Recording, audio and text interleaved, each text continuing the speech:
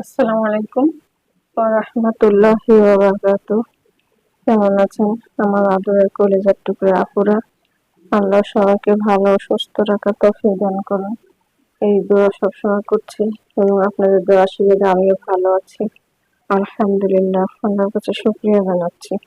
আপুরা, আজকে আমি জালি কুমড় রান্না করব।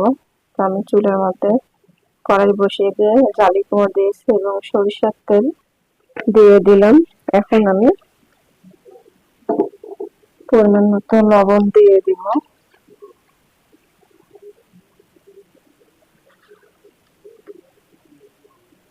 লবণ দিয়ে দিলাম। এবার আমি গুঁড়ো হলুদ দিয়ে দিব।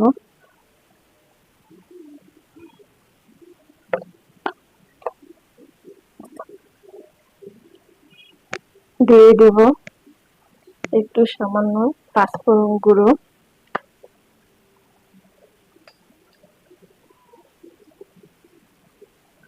পাঁচফোড়ন গুঁড়ো দিয়ে দিলাম।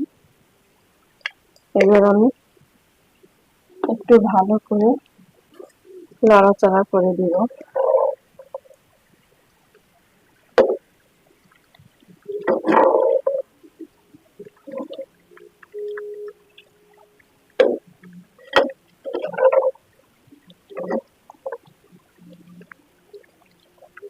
এবারে দিয়ে দিব কাঁচামরিচ কাটা ও পেঁয়াজ কাটা দিয়ে দিচ্ছি।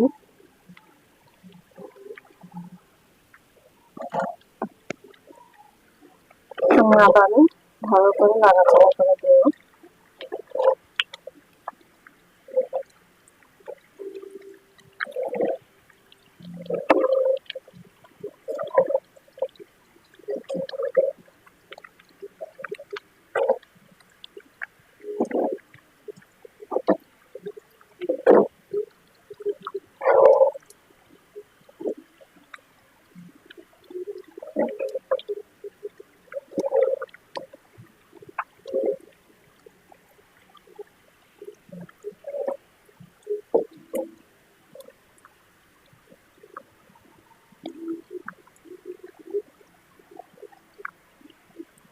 এবারে আমি ঢেকে দেব।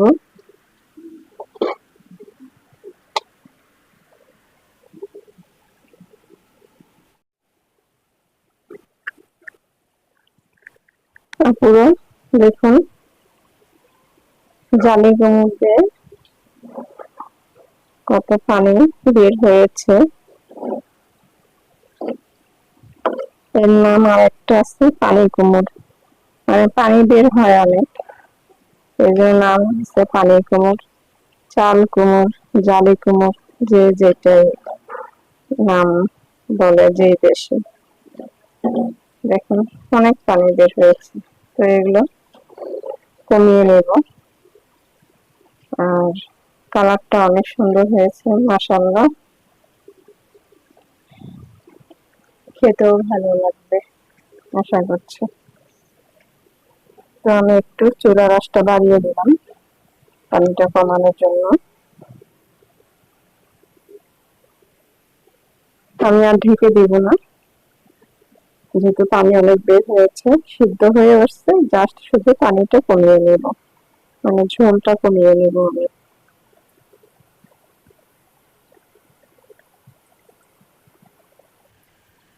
তারপরে দেখুন পানির কোমর থেকে ঝোলটা কমিয়ে আসলো,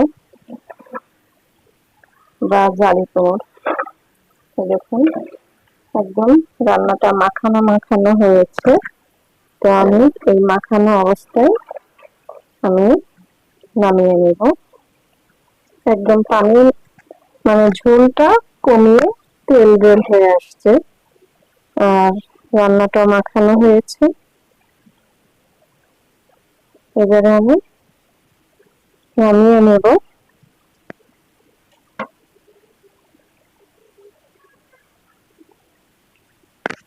আপুরা, হয়ে গেল জালি কুমড়ো রান্না।